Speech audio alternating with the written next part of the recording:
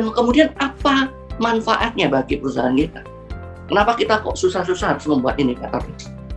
Yang pertama tentu, kalau kita sudah punya indikator yang jelas, indikator yang sangat memperhatikan terkait dengan semua faktor yang ada di perusahaan kita, baik secara internal maupun eksternal, tentu manfaatnya kita akan punya suatu pencapaian hasil yang benar-benar kita harapkan, dan itu benar-benar secara data, secara realisasi, ya betul seperti itu. Jadi bukan hanya berdasarkan persepsi, bukan hanya berdasarkan subjektivitas, dan inilah pentingnya kenapa indikator itu dibuat. Makanya kenapa indikator ini harus juga melihat kesiapan secara data kita. Maka indikator yang paling baik adalah indikator yang bisa dibuktikan dan ditunjukkan dengan sebuah data real.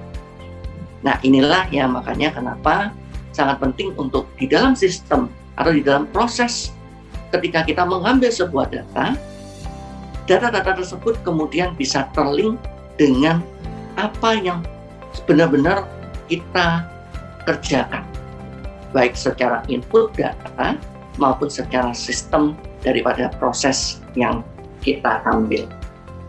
Nah, kemudian yang kedua tentu kalau kita bisa mengukur dengan baik, kita bisa mengukur dengan akurat, dengan objektif, dengan tepat, pasti keputusannya juga tepat.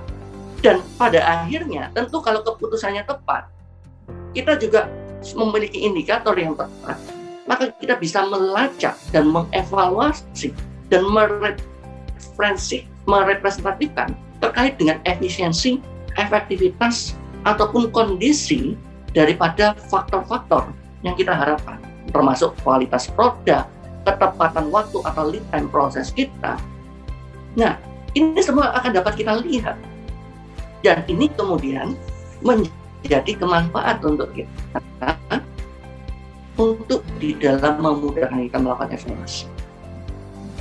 Dan tentu kalau ini sudah benar-benar berjalan dengan baik, maka faktor-faktor ini akan bisa membuat kinerja di dalam perusahaan kita mencapai tingkat produktivitas yang semakin meningkat dengan suatu sistem reward dan punishment yang jelas, menciptakan sebuah apresiasi yang jelas, bukan hanya sekedar pendekatan yang sifatnya individu atau sifatnya subjektif, tapi benar-benar berdasarkan data objektif.